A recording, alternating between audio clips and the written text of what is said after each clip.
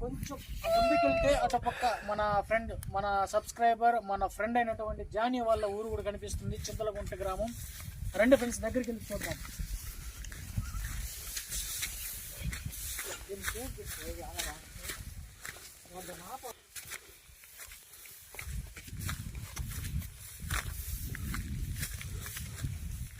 Age చెప్తుంది ఏడు repeat అవుతుంది ఇప్పుడు.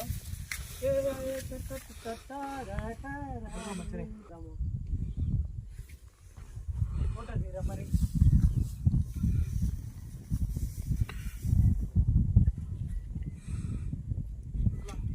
వీడియో తీరా. धीरे धीरे